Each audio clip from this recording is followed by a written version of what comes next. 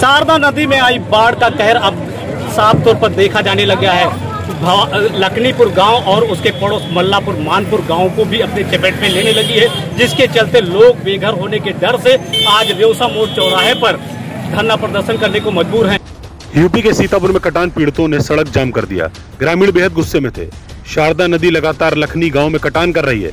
गांव का वजूद खत्म होता जा रहा है। जहां पर एक हफ्ते के अंदर लगभग सैकड़ों बीघा कृषि योग्य फसल सहित जमीन को काटकर अपने आगोश में संभाली है, जिसके चलते लोगों में अब भय व्याप्त हो गया है और अपने गांव के अस्तित्व को बचाने के लिए प्रशासन से लगातार गुहार लगाया जा रहा था, लेकिन प्रशासन की तरफ से किसी प्रकार की कोई कार्रवाई नहीं किए जाने के बाद आज लखनीपुर गांव के ग्रामीणों ने कस्बा तंबोर के रेवसा मोड़ मार्ग को जाम कर दिया और प्रदर्शन शुरू कर दिया।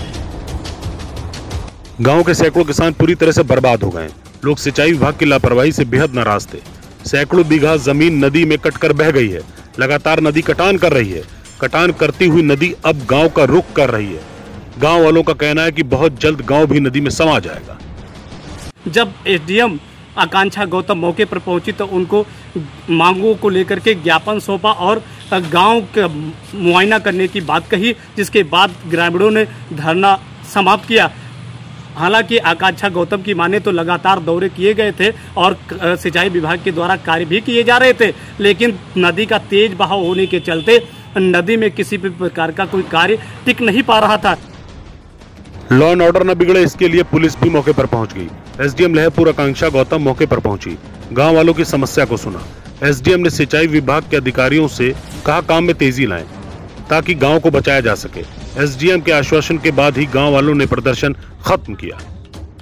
शारदा नदी का कटान तेज होता जा रहा है और गांव को बचाने के लिए भरसक प्रयास किया जा रहा है। हालांकि सिंचाई विभाग को आकांक्षा गौतम एसडीएम लहरपुर के द्वारा आदेश दिया गया है कि युद्ध स्तर पर कार्य शुरू कर गांव को बचाने की पूरी जद्दोजहद की जाए और गांव को बचा लिया जाए, जिससे ग्रामीणों का जो भय है दूर किया जा सके।